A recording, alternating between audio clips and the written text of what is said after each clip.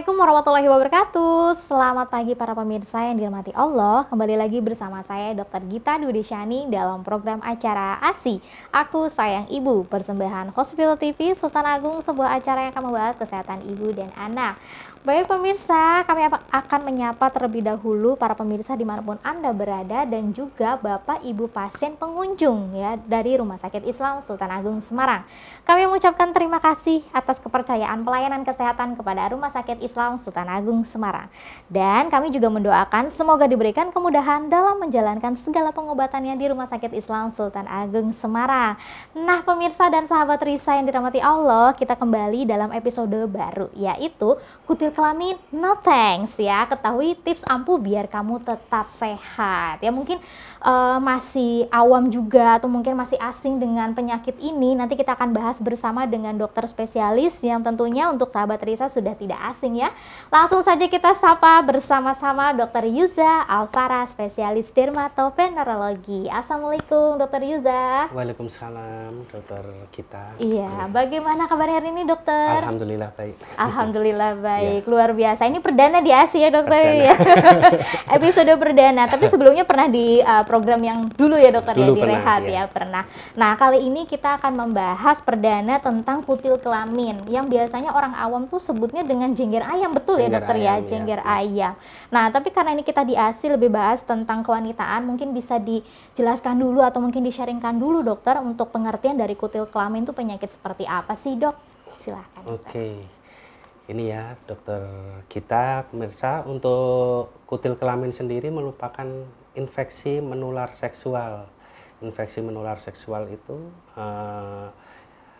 yang bisa ditularkan melalui kontak langsung maupun kontak tidak langsung. Jadi kutil kelamin tersebut bisa ditularkan melalui kontak langsung. Kontak langsung itu contohnya apa? Kontak langsung itu contohnya hubungan badan ya. Hubungan badan sekarang itu banyak banyak banyak ragam caranya gitu loh. Contohnya pertama kali hubungan dari genito-genital. Jadi dari genital ke genital seperti hubungan kelamin pada umumnya. Yang kedua orogenital, yaitu oral, melalui oral. Yang ketiga melalui anogenital, yaitu melalui anus. Yang kedua itu secara kontak langsung ya dok ya, secara tidak langsung melalui benda yang terkontaminasi. Contohnya penggunaan handuk secara bebarengan, penggunaan spray, penggunaan celana dalam mungkin secara bebarengan dan yang lain-lain secara bebarengan. Yang di situ kutil kelamin tersebut memiliki ciri-ciri ya, ciri-ciri awalnya pelenting biasa ya dok ya, terus lama-lama membesar membentuk seperti bunga kol atau jengger ayam yang tadi dokter kita ya, dok, katakan ya. Baik dokter, baik. Berarti kutil kelamin ini ternyata infeksi menular ya? Menular, dokter, pasti menular seksual. Oleh karena penyebabnya dok? Penyebabnya adalah human papilloma virus. Virus yang tipenya tipe 6 dan tipe 11. Kan banyak, ada 50 varian ya. Human papilloma virus itu ya. Iya, yang untuk kutil kelamin sendiri adalah tipe yang 6 dan 11. Baik dokter. Biasanya kutil kelamin itu istilah medisnya disebut apa sih dok? Condyloma acuminata. Condyloma acuminata. Nah, asing banget kan dengan istilah ini, tapi dia tipe varian yang tipe 6 dan 11 ya dokter ya? Iya, tipe 6 dan 11. Nah, perlu kita garis bawahi bahwa memang ternyata ini penularan utamanya tadi karena kegiatan seksual tadi ya dokter ya. Bahkan bisa sampai ke benda juga ya dokter ya? Benda bisa, tapi kalau dokter kita, kalau untuk benda itu sangat minim. Jadi untuk kontak seksual itu 95%. 95% kontak seksual. Kalau untuk bendanya cuma 5%. Kemungkinannya lebih banyak sangat ya dokter ya. Baik dokter. Nah itu tadi sudah di-spill sedikit bahwa awal mulanya adalah kutil ya dok ya. Kutil. Awalnya kutil berbentuk seperti jengger ayam atau bunga kol tadi. Nah sebenarnya kalau dari ada gejala-gejala lain nggak sih dok? Kutilnya tuh apa, mungkin warnanya atau mungkin bentuknya, variannya seperti apa sih dok? Untuk kutil kelamin sendiri pasti ya pertama kali disebutkan dia ada riwayat seksual biasanya. Ya, Pertama ada riwayat seksual, terus setelah itu timbul sedikit rasa gatal di kelamin dan timbul ada pelenting. Satu aja, awalnya satu dokter kita. Bisa, Dok. Awalnya satu, terus lama-lama bertambah, jadi pelentingnya itu menggunung gitu. Terus membentuk seperti kayak bunga kol itu kan kayak pelenting menggunung gitu. Nah, gitu terus lama-lama timbul gatal, mudah berdarah seperti itu kalau semuanya Baik dokter, berarti memang awalnya pelenting tadi dokter pelenting, ya. Ya. Oh, warnanya sama dok kayak warna kulit sekitar. Warnanya rata-rata sama kulit sekitarnya. Sama ya dokter ya. Biasanya bisa sampai menimbulkan demam-demam gitu nggak dok? Demam enggak sih dok? Enggak ya? Demam, gatal cuma nggak nyaman gitu ya dokter ya? Ya, awalnya seperti itu.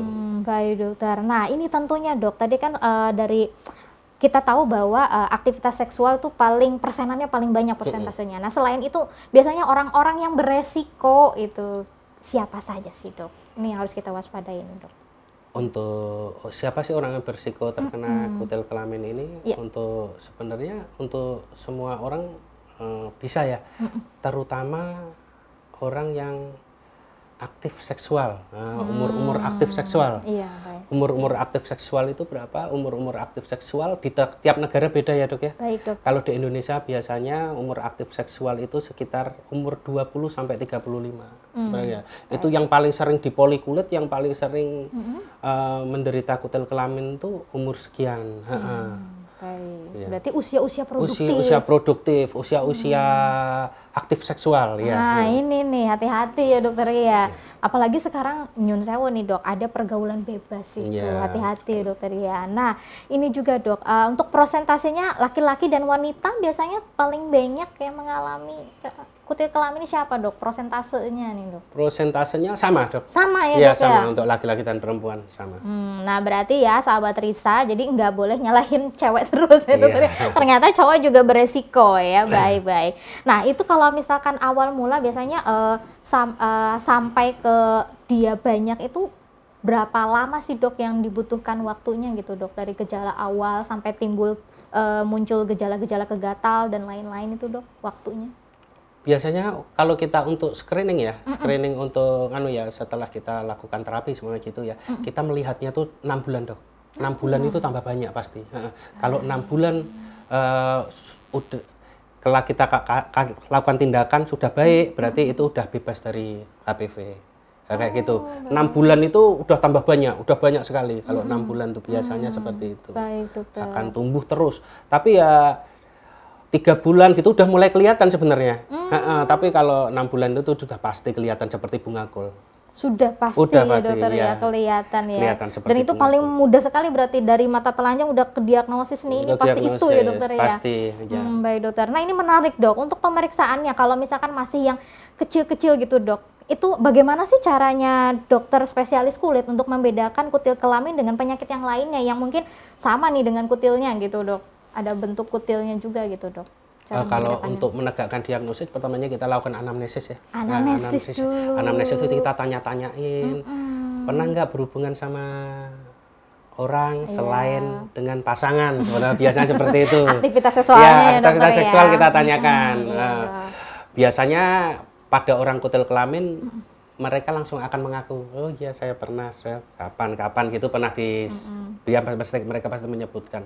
Kalau seumpamanya mereka tidak menyebutkan, tapi kita baru kita melihat wujud kelainan kulit. Jadi kita pemeriksaan fisik, kita lakukan pemeriksaan fisik, nanti di situ akan timbul seperti bunga kol. Itu khas pada kondiloma acuminata atau pada kutil kelamin.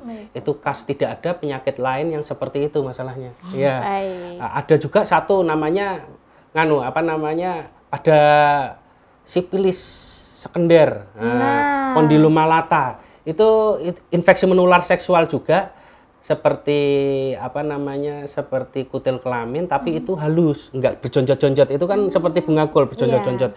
Kalau itu halus, tapi nanti dalam 2 bulan dia akan hilang sendiri. Kalau pada kalau pada sipilis ya itu hampir sama, itu persis plek hampir sama. persis hampir sama. Yang membedakan itu dia akan hilang sendiri. Terus kalau kondiloma acuminata dia akan tambah banyak seperti itu.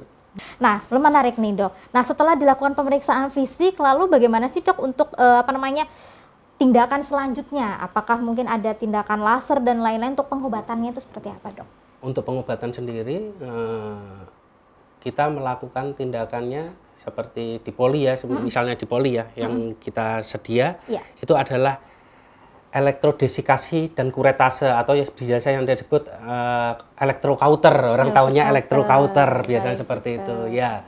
Terus selain itu kita juga bisa melakukan, kita lihat lokasinya dulu ya dok ya. Baik. Kita lihat lokasinya dulu, kita lakukan juga bisa dilakukan bedah eksisi. Selain itu juga bisa dilakukan bedah beku atau krioterapi. Selain itu juga kalau tidak memungkinkan, misalnya pada ibu hamil, kalau ibu hamil gitu kita lakukan dengan cairan dok. Nah, kita cairan dengan TCA 90% biasanya seperti itu. Atau pedofilin krim seperti itu. Soalnya kalau kita lakukan tindakan pada ibu hamil, itu akan merangsang kontraksi uterus. Jadi akan prematur nanti kalau semuanya lagi harus ditunggu dulu kalau untuk ibu hamil memang melakukan tindakan harus ditunggu dulu setelah anak lahir baru biasanya kita lakukan tindakan seperti itu.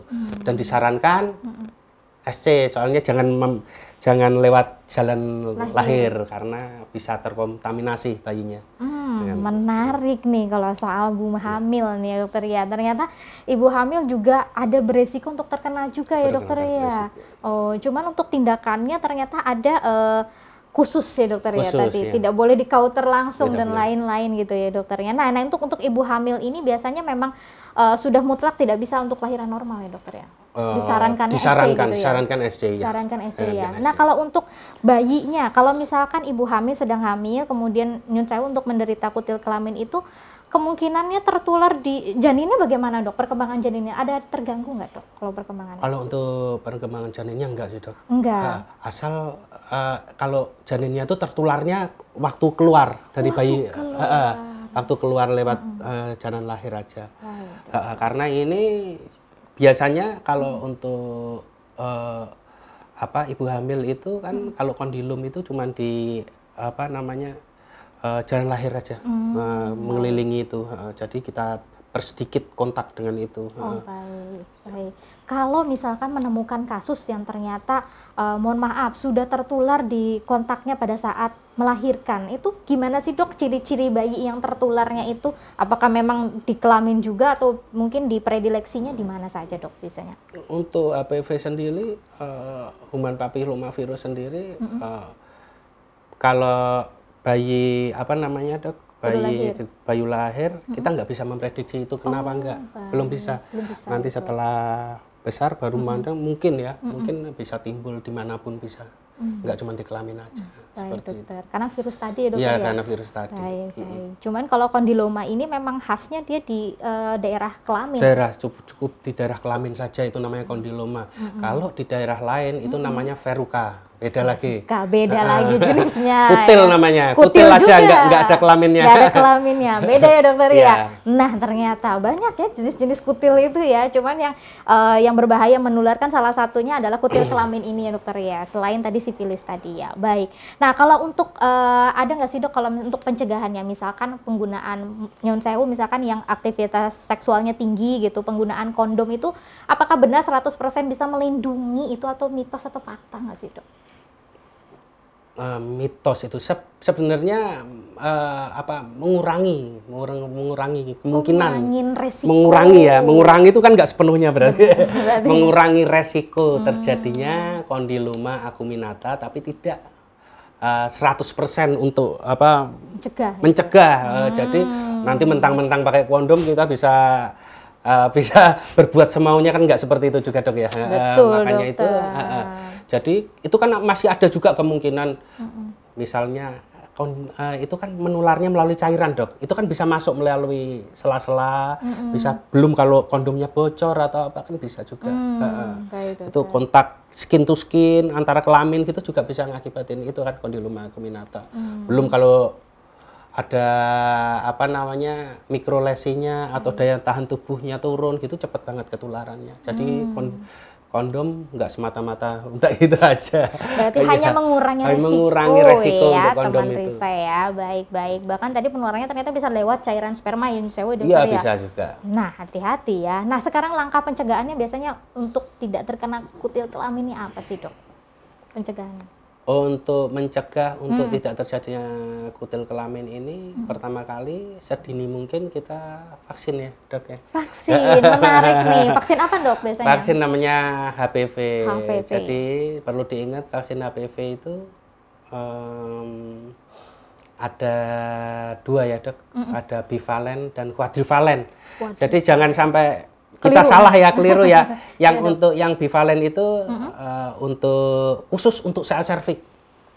Nah, bivalen 2, jadi cuma 2 aja itu HPV tipe 16 dan 18. Beda tipenya ya, Dok? Beda tipenya, 16 sama 18, bivalen kan 2. Tapi kalau kuadrivalen 4, termasuk kondiloma. 6, 11, bisa HPV 6, HPV 11, HPV 16, HPV 18. Ini bisa mencegah kondilom juga yang kuadrivalen. Yang kita biasanya kalau pakai, biasanya kalau untuk yang kondilom kita kan bahasa kondilom ya. Ini pakainya yang kuadrivalen. Kuadrivalen. Dan itu vaksinnya ditemukan di mana, Dok, biasanya? Bisa didapatkan di mana, Dok? Biar sahabat Risa tahu nih. Insya Allah kalau di Sultan Agung ada ya. Nah, jadi nanti jangan ragu untuk periksa ke Polikulit Rumah Sakit Islam Sultan Agung Semarang ya, dokter ya. Luar biasa, baik-baik, Dok. Nah, tadi dokter ada menyebutkan CA cervix. Jadi saya penasaran nih, Dok. Sebenarnya untuk dari kondiloma ini komplikasi berbahayanya atau komplikasi yang paling bahayanya itu bisa sampai ke CA cervix juga nggak sih, Dok? Itu mitos, itu salah satu mitos yang akan didengar. Ya, jadi memang memang sama-sama apa namanya kutil kelamin dan CA cervix itu memang disebabkan oleh virus human papillomavirus HPV. Memang disebabkan oleh itu, tapi dengan serotipe yang berbeda. Yang satunya 6 dan 11, tipe 6 dan 11 untuk kondiloma, yang satunya 16 dan 18. Itu tidak bisa menjadikan kondilom bisa menjadi CA cervix bisa menjadi kondilom, nggak bisa. Itu sendiri-sendiri. Tetapi alangkah baiknya saya disarankan kalau seumpamanya ada pasien mempunyai kondilom atau apa namanya kutil kelamin sampai introitus vagina, udah masuk ke introitus vagina, dilakukannya pap smear saja untuk apa namanya untuk melihat ada CA cervix, tapi sebenarnya itu nggak ada hubungannya, beda hubungannya. Tapi kan itu infeksi menular seksual ya. Sekarang infeksi menular seksual kan juga harus cek HIV juga, termasuk termasuk apa namanya pap smear juga untuk CA cervix. Berarti kayak pemeriksaan intervensi juga ya, dokter ya. Lebih baik jaga-jaga sekalian aja nih periksa pap smear ya, dokter ya. Karena salah satunya infeksi menular seksual ya lebih dari 90% ya karena aktivitas seksual dokter ya. Baik-baik. Nah, ini yang menariknya lagi adalah ketika kalau misalkan pasien itu sudah terkena kutil kelamin, misalkan sudah dilakukan tindakan seperti itu, Dok, kemungkinan bisa kambuh lagi nggak sih, Dok? Atau bisa, wah ini udah kalau udah di kauter sembuh total nih, nggak bakal balik lagi nih, Dok. Nah, gimana, Dok? Ada kemungkinannya ada dua, kekambuhan itu kemungkinan ada dua. Yang pertama kali kekambuhan apa namanya memang masih ada kondilomnya, masih ada apa namanya kutil kelamin, tapi waktu kita lakukan tindakan belum terlihat. Belum terlihat kan, masih dalam keadaan kita kan melihatnya dengan mata telanjang ya, masih dalam keadaan apa namanya kecil gitu loh, sangat kecil. Jadi kita mikro sekali gitu, kita kurang bersih. Yang kedua kan kita harus melakukan ya, Dok ya, harus melihat lagi selama 3 bulan, terus dilihat lagi selama 6 bulan. Kalau 6 bulan sudah tidak tumbuh lagi pada lesi yang dahulu atau nambah lesi yang lain, itu sudah dinyatakan sembuh sebenarnya. Yang kedua itu gara-gara dia melakukan hubungan lagi. Nah, lagi iya, kemungkinannya seperti itu. Baik dokter, berarti Ya. kemungkinan kambuh bisa terjadi. Bisa terjadi. Apalagi kalau misalkan lagi masa pengobatan, nakal lagi Gitu, iya, Dok. Nanti malah nambah lagi ya Iya, dokter ya. Dok. Oh baik, berarti proses pengobatannya juga cukup panjang untuk evaluasinya ya dokter ya? Iya, selama 6 bulan baru kita bisa lihat lagi apakah itu masih ada virus HPV-nya, ada sudah hilang. Seperti itu. Nah, baik sahabat Risa. Jadi memang pengobatan itu butuh waktu ya, tidak celing instan langsung sembuh ya. Jadi memang harus kita evaluasi dulu memang untuk memastikan benar-benar tingkat kesembuhannya seperti itu ya dokter ya. Nah, sekarang kita akan beralih ke pertanyaan-pertanyaan yang sudah masuk ke ini dok, platform kami nih dok. Ada pasien nih dok, ada ini ya dok, ada pertanyaan masuk tentang dok ada kutil kelamin nih dok di kepala Mr. P ya dokter ya.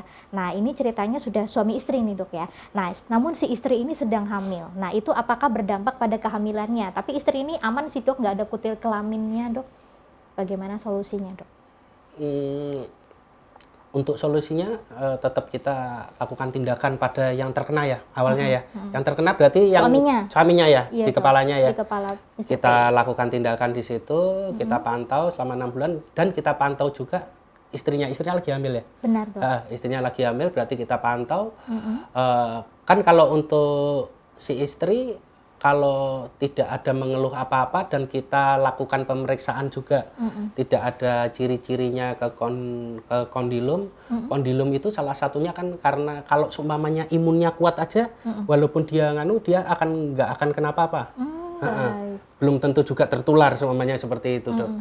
Jadi memang kalau seumpamanya istrinya memang sudah tidak kena, diwajibkan untuk si suami kalau seumpamanya mau hubungan tetap menggunakan kondom selama 6 bulan itu. Baik, sampai dokter. Dinyatakan sembuh sama dokter. Baik ya. Dokter, berarti memang solusi pertama harus periksa ya dokter periksa ya. Dulu. Periksa Dua-duanya, ke dokter, pasangan ya. Kemudian nanti di terapi yang suaminya ya dokter ya. Tetapi sambil terapi kemudian tetap untuk mencegah kemungkinan resiko penularannya menggunakan pengaman tadi ya dokter ya. Baik, nah ini sekarang kita beralih ke mitos dan fakta. Mitos atau fakta nggak sih dok sebenarnya kutil kelamin itu bisa diatasi dengan bahan alami? Seperti ini ada pemberitaan atau beredar cuka apel bisa, katanya bawang putih bisa. Nah ini bagaimana pandangan dari dokter spesialisnya nih dok? Cuka apel, bawang putih itu saya kalau di jurnal saya belum pernah dengar ya. Jadi kita memang perlu melihat penata laksananya benar sesuai dengan evidence base ya dok ya. Kalau belum ada memang butuh penelitian lebih lanjut mungkin dok kalau untuk itu. Baik, berarti memang harus ada penelitiannya dulu ya dokter penelitian ya. lebih dulu. Baik, kemudian yang kedua, mitos atau fakta tadi penggunaan kondom bisa mencegah penyakit kutil kelamin dok. Ya tadi udah dibahas untuk penggunaan kondom. Tadi ya, masih 5% itu. Iya, itu. Jadi hanya menurunkan resiko. Menurunkan resiko, gitu, ya. enggak untuk 100% untuk mencegah tinggal bisa. Oke, baik. Selanjutnya, mitos atau fakta nggak sih dok, gejala infeksi HPV itu bisa muncul dalam beberapa minggu? Dalam beberapa minggu setelah hubungan maksudnya? Iya. Bisa mulai timbul kan, mulai timbul seminggu memang. Seminggu itu sudah timbul udah timbul kecil. Tapi mungkin kita belum ngeh ya, soalnya belum membentuk seperti bergerombol ya, belum bergerombol. Jadi kita belum ngeh, biasanya kita belum tahu kalau itu kutil kelamin. Jadi memang butuh dilihat lagi nanti kalau semuanya ada keluhan serupa. Baik, luar biasa. Nah, terjawab ya mitos atau faktanya ya. Kebanyakan mitos nih. Baik dokter, untuk pertanyaan terakhir, apa sih dok tips-tips untuk sahabat Risa agar biar tetap sehat, tips ampuhnya untuk mencegah dari kutil kelamin ini dok? Silahkan dokter. Untuk mencegah dari kutil kelamin ini yang pertama kali kita tetap aja kita vaksin ya. Vaksin HPV yang kuadrivalen. Kuadrivalen itu dengan merek biasanya merek dagangnya Gradasil ya, dok ya. Gradasil nanti biasanya sih 3 dosis ya dok. 3 dosis pada bulan ke-0, 2 bulan setelah penyuntikan pertama dan 6 bulan setelah penyuntikan pertama, biasanya seperti itu. Terus yang kedua, kesehatan seksual perlu kita jaga ya, maksudnya kita jaga itu kita berhubungan seks hanya dengan pasangan saja, tidak dengan yang lain. Sebenarnya itu sih yang paling yang paling penting itu. Yang paling penting itu yang itu nomor 2 itu yang paling penting. Nomor 2 justru paling penting. Dan yang nomor 3 untuk orang yang memiliki resiko tinggi itu harap untuk memeriksakan ke dokter spesialis kulit dan kelamin setiap 3 bulan sekali untuk hanya untuk orang yang memiliki resiko tinggi ya dok. Baik, dokter. Seperti itu aja sebenarnya. Baik dokter, intinya jangan ragu ya dokter Jangan ya ragu. apabila ada gejala atau mungkin sesuatu yang dirasakan tidak nyaman di organ kelaminnya atau mungkin sekitar organ genitalnya harus segera diperiksakan ke dokter spesialis kulit kelamin agar segera diberikan solusinya dan penanganannya tentunya. Baik, kita ucapkan terima kasih kepada Dokter Yuza. Terima kasih Dokter Yuza Sama-sama, atas Dokter. sharing-sharingnya, luar biasa sekali. Sebenarnya masih kepo banyak nih dok. Nah, dan nanti kita akan tunggu ke kolom-kolom komentar ya dokter ya, pertanyaan-pertanyaan apa nanti yang akan masuk ketika nanti ini sudah terpublish, nanti akan kita lanjutkan di sesi berikutnya, begitu ya dokter ya. Baik pemirsa, sampai di sini dulu perjumpaan kita. Jangan lupa saksikan ASI Aku Sayang Ibu di channel YouTube RSI Sultan Agung Semarang. Jangan lupa di like, subscribe dan juga nyalakan tombol notifikasinya ya, agar tidak ketinggalan tema-tema kita yang baru setiap minggunya. Saya Dokter Gita bersama kru yang bertugas hari ini mohon undur diri, sampai jumpa minggu depan. Wassalamualaikum warahmatullahi wabarakatuh. Waalaikumsalam.